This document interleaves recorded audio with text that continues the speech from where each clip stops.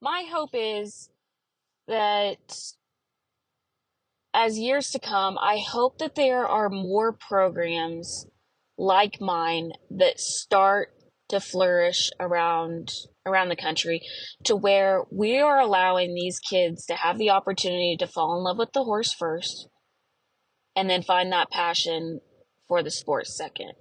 Because if they truly love that horse, then I think that they will put every ounce of effort in on that horse and into that sport to then, if it's feasible, their parents will do all that they can to make sure that they have every opportunity to achieve those goals.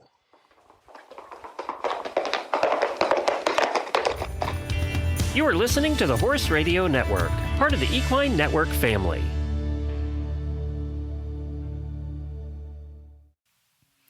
Welcome to The Ride, a bi-weekly podcast brought to you by Horse and Rider Magazine, co-hosted by Nichole, Chirico, and Devin, Conley. In each episode, we chat with some of the industry's top trainers, clinicians, horsekeeping experts, and professionals to share inspiring stories, training philosophies, and the importance of living your best Western horse life. This episode of the Ride Podcast is brought to you by Horse Week. Celebrate the splendor of horses during Horse Week. Join us for the ultimate equine celebration during the Horse Week Film Festival, brought to you by Boehringer Ingelheim, October 20th through 26, 2024.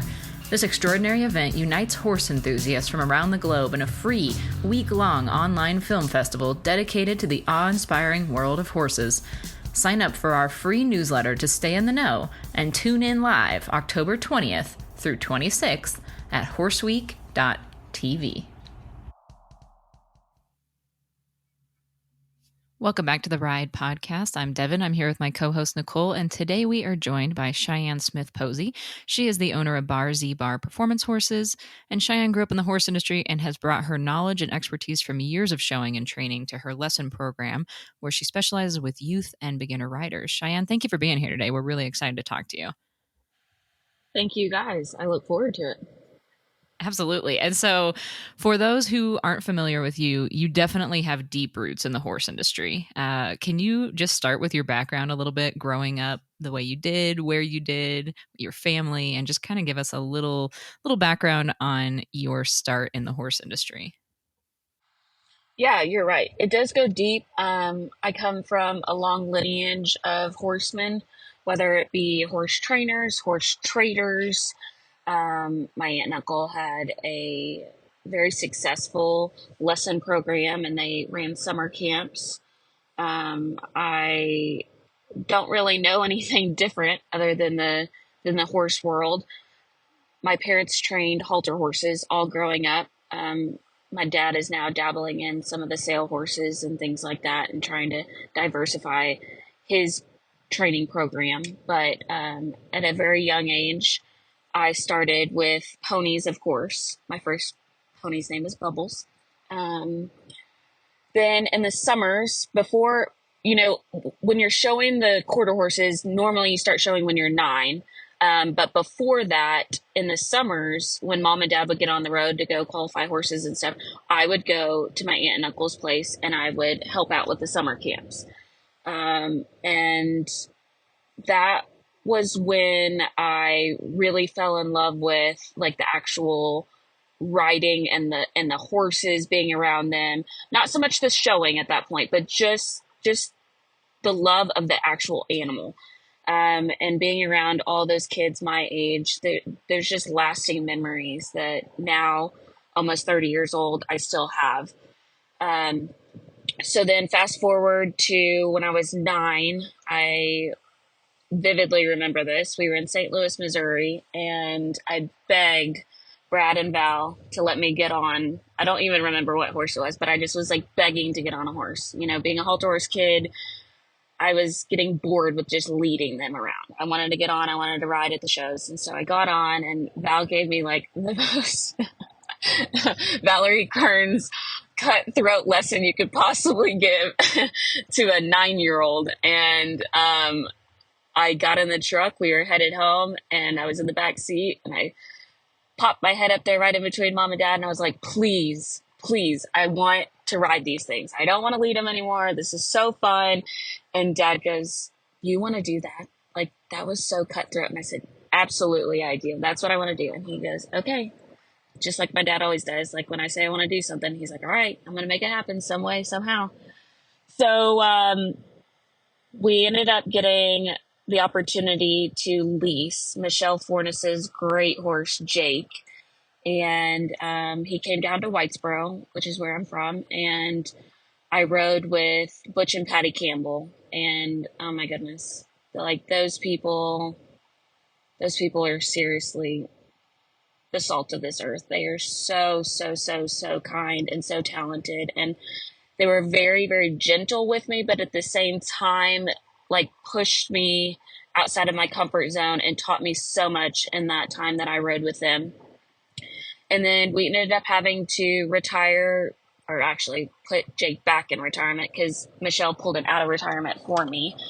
And we got a phone call somehow. I don't actually remember exactly how we got the phone call about Impulsibility. Courtney Chown's old great horse came up for a lease opportunity through Robin Frid's barn. My Nana and I drove over. We rode Bam for the first time, and I will never forget that feeling that I got when I got in the saddle on Bam out there in Carrie Chown's pasture. And that was kind of the start of my true addiction to the showing world. Like, that horse was so amazing, so talented, but such a challenge. And that's really kind of my personality, is that I get bored easily, but if there's a challenge, I like really always want to take it head on. So Robin and I clicked after quite a few, again, really intense lessons and a lot of him telling me to shut up and just do what he says and to stop overthinking it and stop talking about it and just like do it. Because he knew that naturally I could do it, but in my head I would kind of always second guess myself. And so Robin always pushed me out of my comfort zone and really pushed me to my full potential. And the plan is for me to show Bam as long as I could, as long as he could stay healthy and happy. And so I showed him for a couple years, and then from then on, just like a typical horse trainer's kid, we just leased horses and bought a couple sale horses that we could show for a while and flip. And I had the amazing opportunity to ride at Baylor on their equestrian team after having the preparation that I did from those trainers before. And when I went to college, there was talk about me riding on the reining team as well. So my summer of my senior year, in between senior and freshman year, I started riding with Brad Lunn out of Kansas.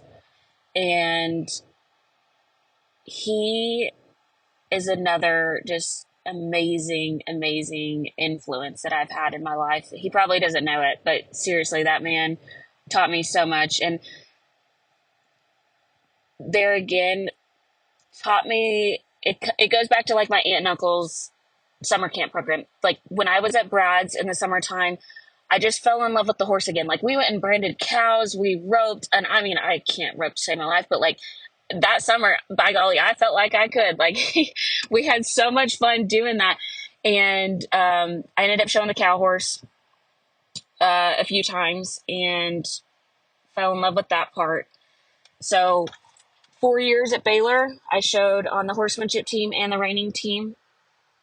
In the midst of that, still had the cow horses. One was at Brad's, and then one was at Ron Rawls. And Gramps helped me so much in the fundamental part of like a ranch horse, not so much the all-around horses, because they have a lot more buttons than the cow horses do. And I just had so much knowledge gained from my time of riding with Gramps and Patty alone too. Like, Patty's so talented and such a great teacher herself. I graduated Baylor and stayed in Waco for a boy, and didn't really know what I wanted to do at that point. I knew that I wanted to somehow have an impact in the world, whether it be with older folks or children. Then I kind of figured I wanted to be an ag teacher, and I was going through schooling for alt certification to be an ag teacher. And I tried that for a year, and I had the opportunity to go and start working for the community college in town, and they have a lesson program. And so I went out to their facility, worked out there for a couple months, and I learned a lot of things that I would want to do and things that I didn't really want to do, and thought, you know what, I'm going to just do this on my own. I have the knowledge, I've had the experience from all these great, great, great professionals. I want to try it myself. So I took a leap of faith, jumped out there, had a couple old nags sitting out in the pasture. Obviously, with my brother being a horse trader and dad having plenty of horses there on the ranch, like, they helped me out and they sent me a couple. And COVID hit. My business blew up because kids needed to have an opportunity to be outside, but also not be exposed to close contact. And that's the beginning of this great story. Oh my God, there are so many like core memories unlocked as you were telling the story. Shyanne is talking about her first lesson in the all around, and I was at that horse show. I remember all of this. Yes. This was in my barn that I grew up in. So Shyanne and I come back a very, very, very long time. And then we kind of connected when I ended up at Robin Frid's barn later in life. But oh my gosh, Good Boy Jake. I remember Good Boy Jake and you showing him in the small fry, and you were so cute. And now I can't believe that you said that you're almost in your 30s, which makes me older. But let's talk a little bit about, so you obviously have that show background, you have that knowledge when it comes to horse trading. What you didn't expand on is, you said your brother and your dad both kind of go into the horse trading. Your brother has had some of the top horses in the country sell at all the sales, the fraternities, the reining, the cow horse, the cutting. I mean, he's kind of in every aspect of it. So you have, just in your family alone, you have such a large range when it comes to networking. So you could have honestly gone in any direction, but you chose to go in the direction of helping kids and beginners and people that don't know necessarily where to start. And you're not hauling on the circuit like some of these people. What kind of caused you to go in that direction? I know you and I have talked offline about this, and the barn I'm in is kind of going in the same path, and I love it.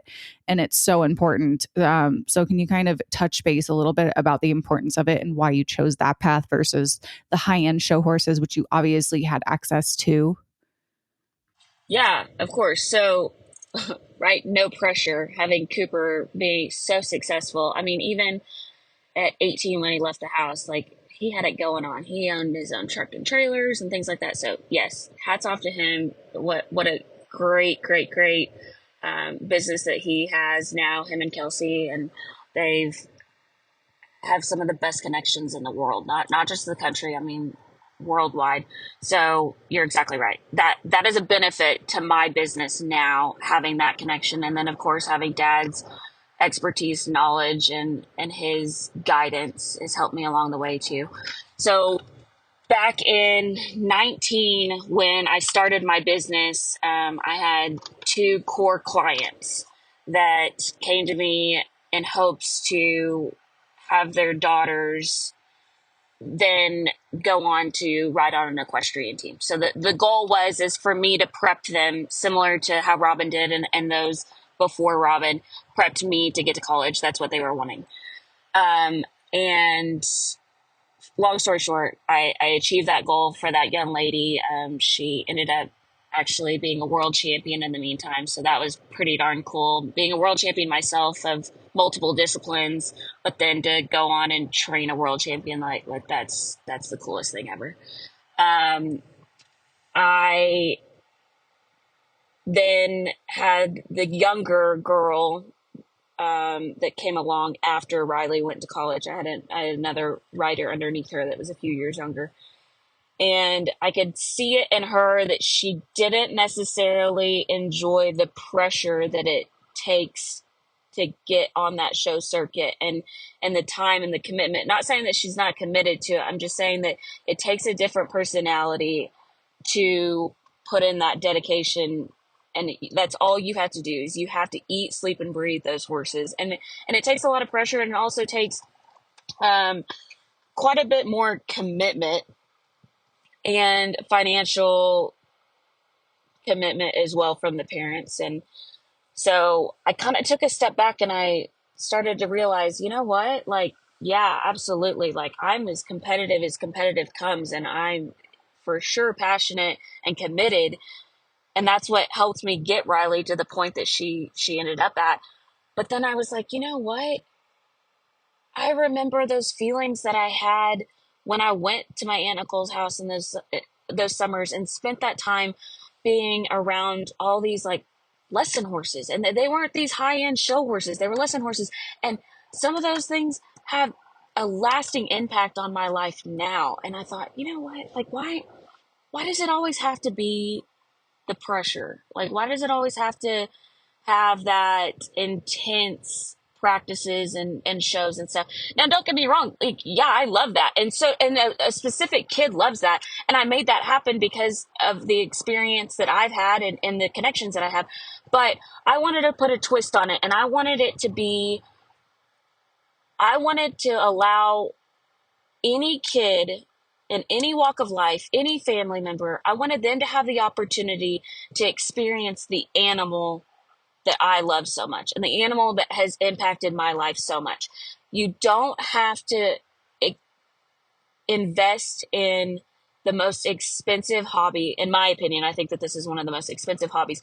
You don't necessarily have to invest in this hobby to be your full-time hobby, but you can also invest in the experience for your son or daughter or yourself. Like, just the hour lesson to come out and to be involved with those horses, whether it be a therapy ride or a trail ride, or, you know, sometimes they do want to learn the fundamentals. And once I started to kind of shift my mindset to, how do I allow the world, I know that's a big goal of mine, but how do I allow the majority of the society that we live in now to have the lasting impact of these horses? So that's when I kind of shifted it to, okay, what are these other programs doing around me in Waco? Some of them don't offer these young riding lessons. So I said, okay, well, I'll start taking kids that are younger. I know what to do. I know how to be around them. I'll do it as safe as I possibly can. I'll do it as slow as I need to, so that these kids' confidence get built up before I put them in the saddle. I know that I have the best horses. I know for a fact. I trust them. And if I don't trust them, then I don't have them in my program. And when I started to think about it that way, that I wanted to build a program that incorporated every walk of life, that's when I found my true passion. Well, and I know you said that you were in the classroom, and I was a teacher for a while too, and so just I can empathize with that, like, feeling of you want to help young people, and there's other ways to do it outside of teaching directly in the classroom, and it's so rewarding to see them grow and like get excited about things. And I had the privilege of coming down and doing like a little photo shoot with you recently, and got to watch you work with one of these young people in a lesson. But for those that aren't familiar, what are some fundamentals of your lesson program? How do you tailor it to youth riders, beginner riders, and just those that are just getting into the industry? So for starts, I go back to all of the groundwork that my dad instilled in me at a young age. And Dad really taught me a lot about too, how to read a horse. And that may be over some people's heads. So I kind of want to expand on that a little bit. Like, when you walk into that stall, you're supposed to really, really read that horse's eye and that expression that that horse gives you, and the body language that they give you, if they're looking at you, or if they've got their tail toward you, or, like where their positioning is in that stall. So even before you put the halter on, you need to be aware of what's going on with that horse. You also, one of the things too that Ron taught me is, like, you have to check yourself before you walk in that barn, before you even walk to go grab that halter. Like, you got to check where you're at mentally and where you are emotionally, because it's going to definitely pour into that horse. So I took all of the knowledge from all these guys that I've had the opportunity to ride with, and I put my own twist on it, just to where I kind of had to dumb it down a little bit to, and I don't mean that in an insulting way. I just mean it in a way that it can be easier for everybody to understand. Like, the horse lingo is sometimes hard to understand, so I tried to just put it in the best basic terms for these kids to learn it. So when they come to me for a lesson and they've never been around a horse, we start with the very basics of walking into a stall, feeding the horse a treat. Then I teach them about the halter and the lead rope and how to put that on.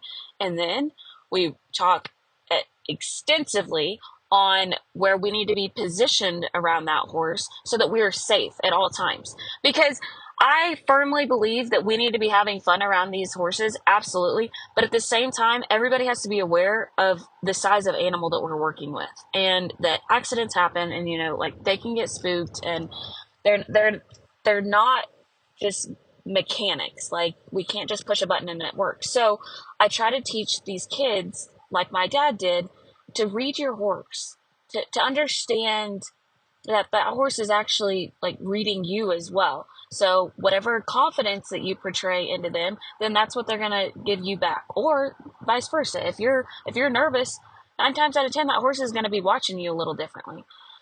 So then we lead into grooming and care, because I, again, believe that it goes back to the animal. Like, we have to take care of these guys that take care of us.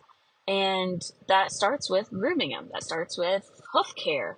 And then we lead into the importance of building up these young lady and young men's confidence, to where I have them lift all of their equipment. Like, they are to pick up their own saddle. They are to pick up their own pad. They are to try their best to put it on the horse. And that's something that's so empowering for these kids too. It's something small that I think kind of gets overlooked if we're talking about, like, the show world of it. If we go back to the basics in the show world, it might be a little bit more inclusive, in my opinion, if we don't miss out on these small steps, is what I'm trying to say. So I really try to take that opportunity in my 60-minute lesson with whoever it is, to start at the very beginning and then work my way up. Now, some people don't necessarily like that part of my program, and that's okay. My program's not for everybody, and I understand that. But I personally think that that's one of the important parts, is that we have to start from the very beginning. They have to understand all the fundamentals, and then we get in the saddle. And I will tell you, after doing this for the years that I've been doing it, I have seen a drastic difference in how far my kids come, and the amount of time that it takes them to improve when I slow down and I take the time to teach them the fundamentals inside that stall, inside the barn, then walk out to the arena, then get on the saddle, and then work from there slowly. I've seen such a difference. And it goes into my horse training as well. Yes, like, I have a successful lesson program, but I also have quite a few training horses in right now as well, that we show at the Stock Horse of Texas associations and some of the smaller AQHA shows and stuff. And I take that into account, that, like, I have to make sure that I'm starting at the very beginning and the basics with my horses, and I see a drastic difference in how those horses respond to me, and I feel like the training sticks with them longer, and I see the same thing in my kids. let's go back even one step further, because you and I have talked about this a lot, just because the barn that I keep my horse at kind of has the same philosophy as you, where a 60-minute lesson doesn't mean that you're in the saddle for 60 minutes. It means that you're kind of handling the horses, you're pulling them out of their stalls or their runs, you're grooming them, you're learning how to tack them up, you're learning groundwork basics, basic handling skills, everything in between before they even get in the saddle. But you even take it one step further, where you have a program for kids who are technically a little on the younger side, or maybe just not ready for the lesson aspect of your program. So can you talk a little bit about that? Yeah, absolutely. It's something that it sounds so silly to some, but I will tell you, I guess I'm just kind of a nerd like that I get goosebumps right now even talking about it. I love, love, love watching these little babies. I call them my babies because some of them are like 3. I mean, 4 years old, like they're very young. They come out there, and depending on the age, depending on the kid, I mean, sometimes they're confident enough that they do walk right up to that horse and they give them treats. And then sometimes they're not. Sometimes they're just intimidated just to simply walk in the barn.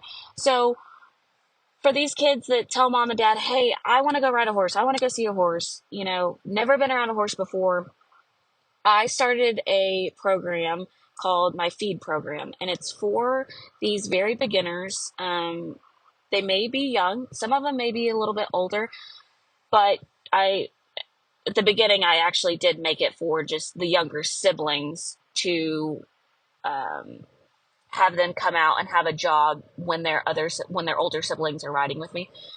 But then I started to realize that it really makes a difference in my lessons if they have all of that prior knowledge on the ground. Like when they get in that saddle after they've been in my feed crew program, they're ready to get on and they're ready to go ride. They don't get up there. Now, occasionally, of course, depending on the student, I do have some people who get up there and they're nervous, and we have to just talk through our nerves and breathe through our nerves. But I've seen a drastic difference, probably a 90% difference in those kids who have come from my feed program. When they get in that saddle, it's night and day difference in their confidence. And the reason that I think that is true is because when they get there for feed crew, it's a 30-minute lesson, if you will, and it's a peer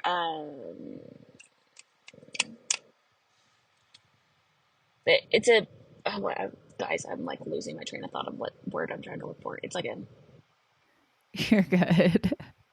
It's like, what am I trying to say? Like peers are teaching one another. Like they're in a peer group environment. Yeah. So it's a 30-minute lesson of a peer group environment to where they're all working alongside one another. And we start with feeding treats, then we start with grooming, then we feed all of our horses. Sometimes we learn how to clean the stalls. Sometimes we lead horses from turnouts back into their pasture.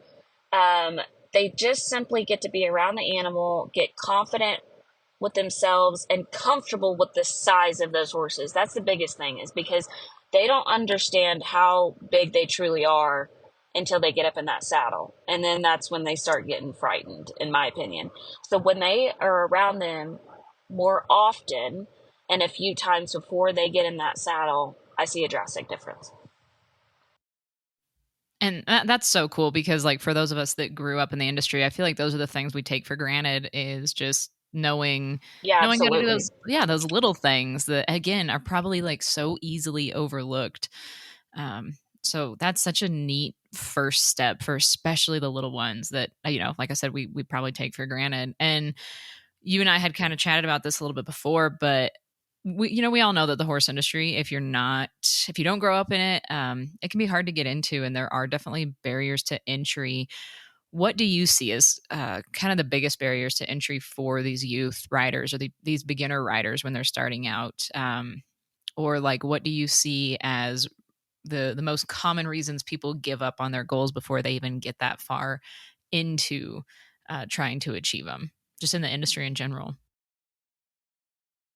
I think that there's multiple reasons, but a couple that stand out most to me is this is a hobby that you're getting judged. Like you walk into that arena and you are immediately under the spotlight. it's no longer you and your horse riding out in a pasture, feeling the wind blow through your hair and the sun on your cheeks. Like, you walk into that arena.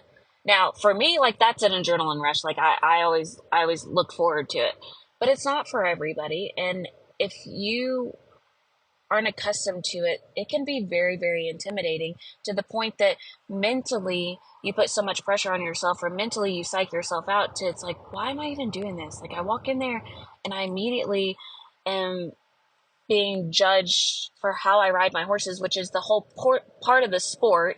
And some can say, that's the competitive nature of it. And some can say that that's almost the addiction part of it too, is that you don't know how you're going to place. You don't know how your horse is going to respond in there. So it's kind of a gamble. And that's, in my opinion, I think that's like some of the addiction part of it. But on the flip side, to answer your question, is I think that sometimes is the reason that it's hard for those beginners to want to go and compete a lot whenever they're not having the opportunity to be successful. Also, some of the reasons why they may not be as successful as others is because, like, bottom line is, there is the expense part of it. Like, absolutely, do I want to try my best to ensure that every walk of life, every kid gets the opportunity to experience this hobby? Yes, but sometimes they just financially cannot do it.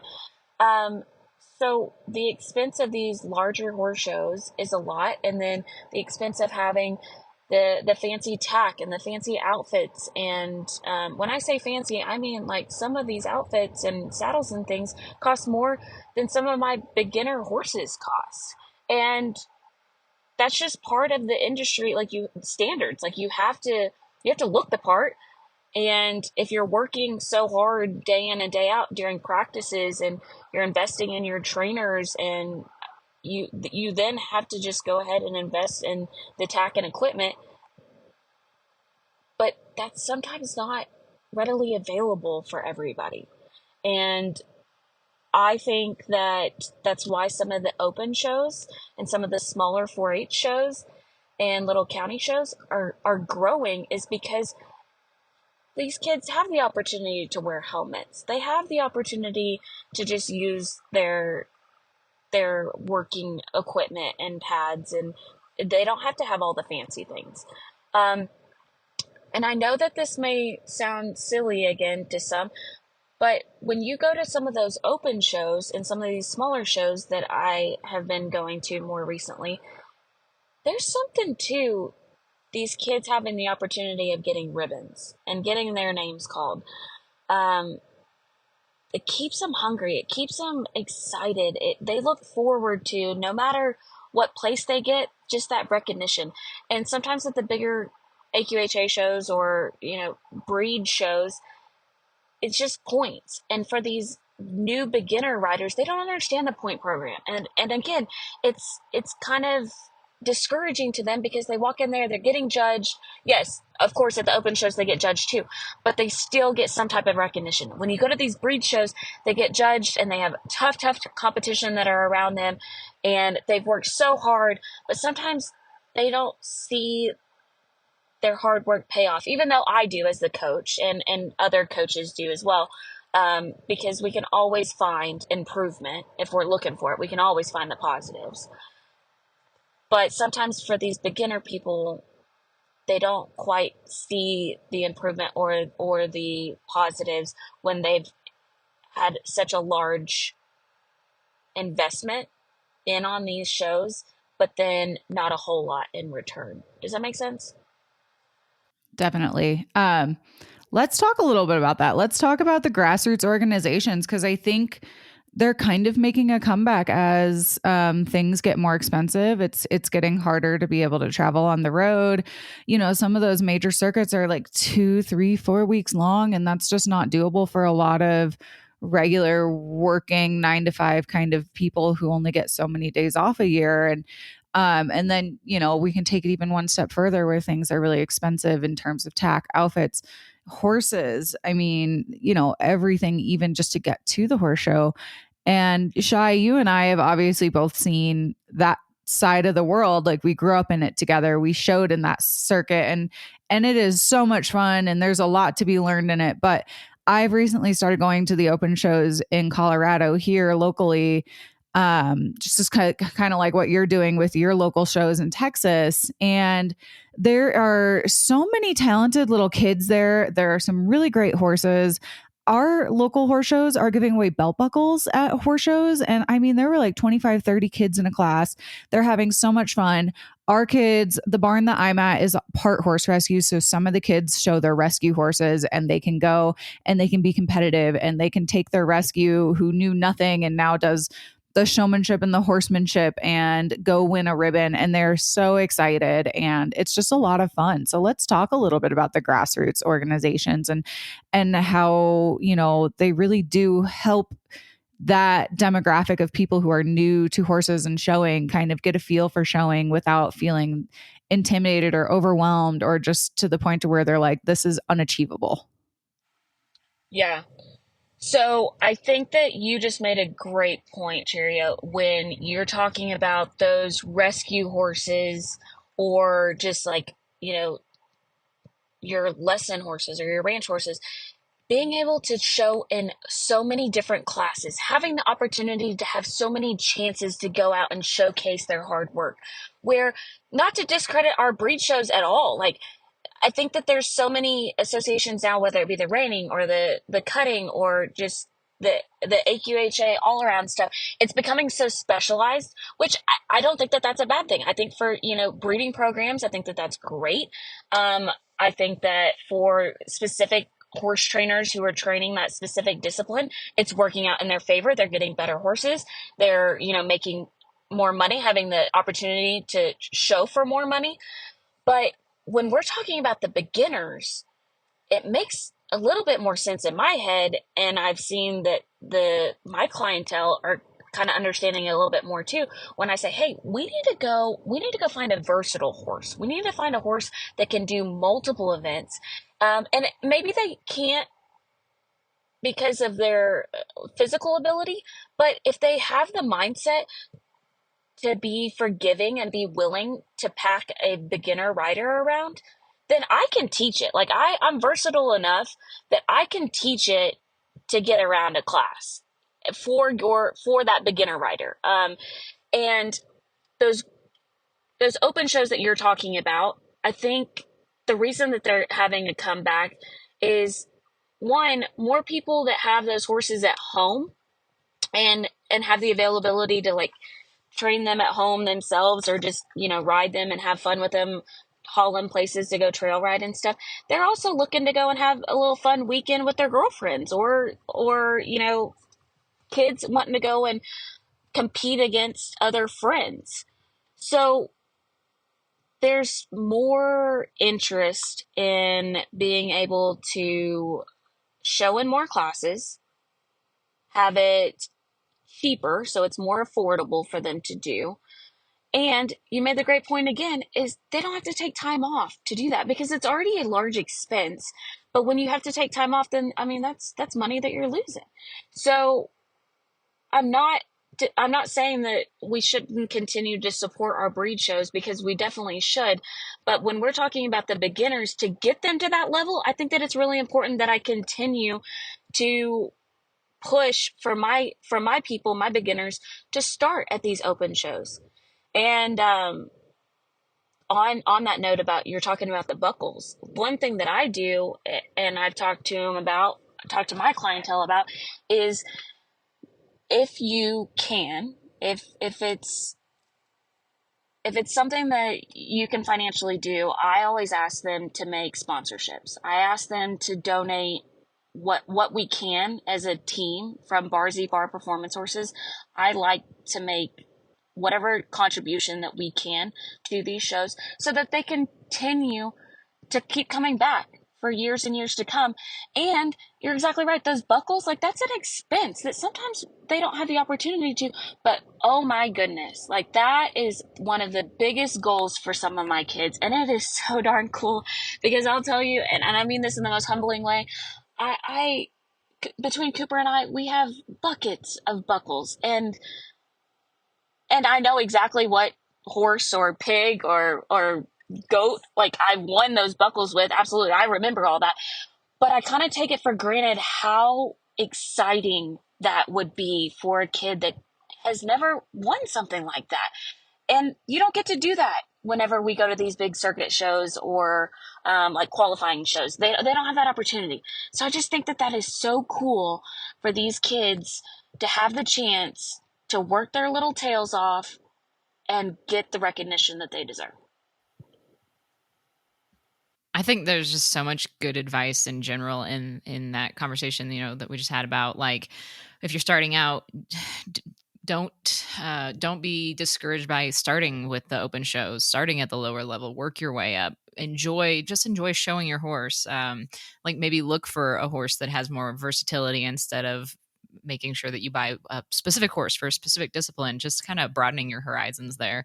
What other advice do you have for specifically like youth riders starting out that are maybe discouraged? They see the price tags on everything. They are scared of that judging aspect, you know, going into these bigger shows. Just any general advice you have for these young riders, because that's a big thing, right? Is we have to encourage the youth because they're our future for the sport, for the industry, for all of this, right? So yeah, just any other general advice you have for young riders just starting out. My hope is that as years to come, I hope that there are more programs like mine that start to flourish around the country, to where we are allowing these kids to have the opportunity to fall in love with the horse first and then find that passion for the sport second. Because if they truly love that horse, then I think that they will put every ounce of effort in on that horse and into that sport to then, if it's feasible, their parents will do all that they can to make sure that they have every opportunity to achieve those goals. And I think that it is important to make sure that we are taking it slow, but we are also giving them multiple options. And when I say options, I mean give them the chance to decide if they want to ride Western or English. Give them the chance to decide if they truly, you know, down the road do want the opportunity to earn a scholarship to go to a college and ride. Or maybe they don't, but that's okay, because there's still so many life lessons to be learned before you go to college, like on these horses. So I think that's my biggest push right now is I want more people around my age, or maybe even younger, that are involved in the horses, that have the connections that I, maybe not all the connections that I have, but if they have similar connections that I do, I wish that there was more people that would slow down and realize that we have to let these kids have the chance to fall in love with the horse, and then they're going to get super passionate for the sport. And then if they can find somebody as competitive as me, by golly, we are going to go and we're going to show and we're going to win. And then hopefully it just keeps fueling their fire to show more and to invest more into our associations, into this sport. And I think that's what we have to have for us to continue having this opportunity to show. I think your point too is a great reminder for even adults who may have been around the horses and showing, and the love of the horses first and foremost, the most important thing. And like you said, you're just going to enjoy it that much more when you truly just love what you're doing. You love the animal that you're with. And also for those who maybe did show on the national circuit and just can't afford to do it anymore, or just don't have the horsepower to be able to do it, those open shows are just as fun when you have shown at the top horse shows in the country, and being able to just go and compete in a ranch riding class and have fun with your friends who, you know, for example, I've had friends who had their imported warm blood who couldn't jump because he was coming back from an injury, and she started showing him in the ranch riding because she was just like, I don't care, I just want to have fun. Like, this is a high-end show jumping horse that I can't jump right now, so I'm going to go and make him do the Western stuff, and we're going to go to the local open show, and we're just going to have fun. And so, and I think the reason that you can do that too, Cheerio, and have fun doing it is because doesn't cost as much. Like it's not the expense of, you have this large show bill to walk in there and have multiple judges judging you. And I'm not saying that you don't get judged at the open shows, because absolutely you do, but I don't think that there's as much pressure on it from the financial side of it. So that part of the mental head game is lessened. Does that make sense? Totally. Yeah. It's so much fun. And I was a little burnt out from horse showing my entire life by the time I graduated college. And then I switched over to the rein cow horse, which you and I have talked about, because you made that transition as well. And your mom even shows in the cow horse now. Yeah, she's a And badass. yeah, we have not talked enough about Julie and how amazing she is. So shout out to Julie Smith.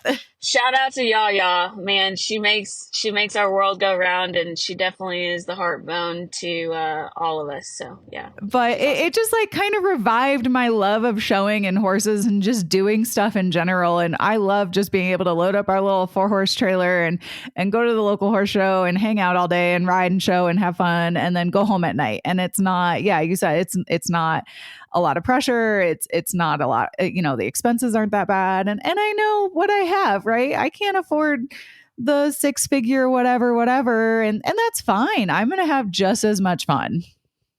Yes. Well, also from somebody that, I grew up in rodeo and had access to, good horses, big trailers, nice rigs. And now I pull a bumper pull and like just go to little local ranch horse shows, and I'm having the time of my life. So great advice in general, like Nichole was saying, for adult riders that are looking to even get their passion back for the horse. I just love your quote that you said earlier, fall in love with the horse first and the sport second. I think is applicable for anybody in our industry that's maybe feeling a little burned out and a little run down and just like kind of lost their passion a little bit. So great advice for everybody.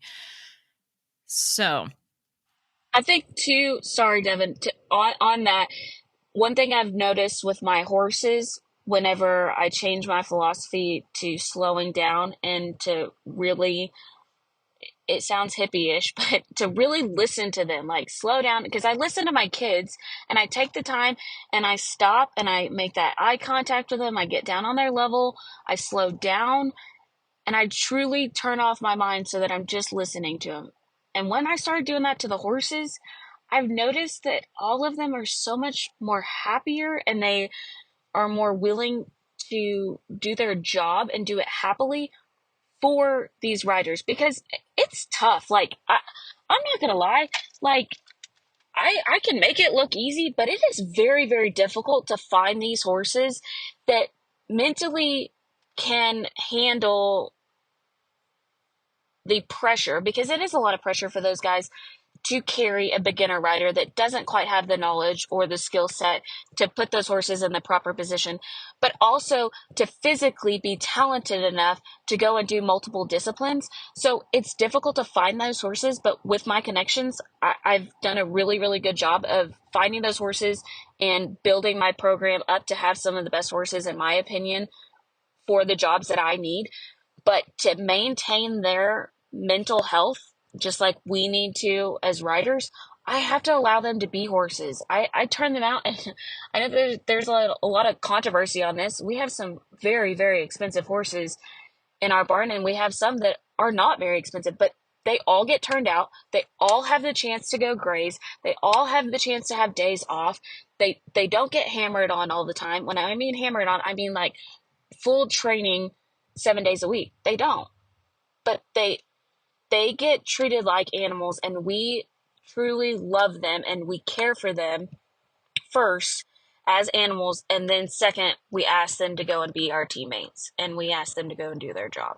And when I changed my thought process and I started to consider that, I have horses that are being way, way, way more willing to go out and compete for my kids, or even my adults too, my beginners. I think that's a great philosophy. I think a horse is definitely a lot happier if you give them the opportunity to be successful, right? And you're not just like kind of forcing a circle into a square or whatever. And I've noticed too with my own personal horse that like I've taken it slow, and yeah, we had a year of stall rest, so that doesn't count. But even so, like my philosophy from the start has just been, she'll tell me when she's ready to go in the show pen. I'm not going to force it. I'm not in a hurry. I don't have to compete in the 3-year-old events. I don't even have to compete in the 4-year-old events. She'll tell me when she's ready, and it's made it so much more fun, and it's and more fun for me because there's so much less pressure on having to be there and be ready. Yeah, on that note, I just think in general, it's like we treat our horses like horses, and we find a way to bring out our inner child as riders, and we can all get back to enjoying the sport and the horse and finding our passion again. So that's just cool across the board. And Shyanne, like I said, I've had the privilege of watching you work. I know Nichole's known you for a very long time and has been around you as you give these lessons. For maybe those in the Waco area that are looking for, some great lesson program, or just anybody interested in learning more about you and what you do, can you just tell us where folks can find you online, where they can follow along with your journey, where they can reach out for more information, things of that nature? Yeah, so we're on social media. We have an Instagram handle, and it's Barzy Bar Performance Horses. And then we also have a Facebook, Barzy Bar Performance Horses. We have a great location, just about 15 minutes from the heart of downtown Waco. I am so fortunate. We have in my opinion, the most beautiful facility and the most functional facility here in town, that I have the opportunity to work out of, thanks to Dr. Warren and his wife, Ashley. And they can also reach out to me by phone or by email, and I'd be happy to answer any questions. Well, thank you so much for coming on and talking with us. Shyanne has been one of our experts for our Raising Riders department for a few years now, and I think we have a feature coming out with you soon it's either the summer or the fall issue. I can't remember off the top of my head, but yeah, we go into depth more about how to get involved with showing and riding and just competing and everything in between. But if you haven't had a chance to check out Cheyenne's other departments that we've done with her in the past, they're online at horseandrider.com. I highly recommend that you check them out. Shy does such a great job talking about all the different ways that kids can get involved, the importance of groundwork, the importance of understanding and reading your horse on the ground. And, like you said, everything in between when it comes to tacking them up and cleaning their stall, and then kind of goes into the fundamentals of riding. So there's some really great content there online from Shyanne. So you can learn more about her on our website as well. But thank you, Shy, for coming on and talking with us. We so appreciated it. Thanks, guys. Thank you guys for tuning into the Ride Podcast. We hope you enjoyed this episode, and please be sure to subscribe wherever you listen to podcasts. Follow Horse and Rider Magazine on social media and find us at horseandrider.com to see all the cool things that we're up to. And if you have any comments or questions, please be sure to hit us up at horseandrider@equinenetwork.com. We want to hear from you guys. And if you like what you're listening to, please be sure to leave us a review on iTunes.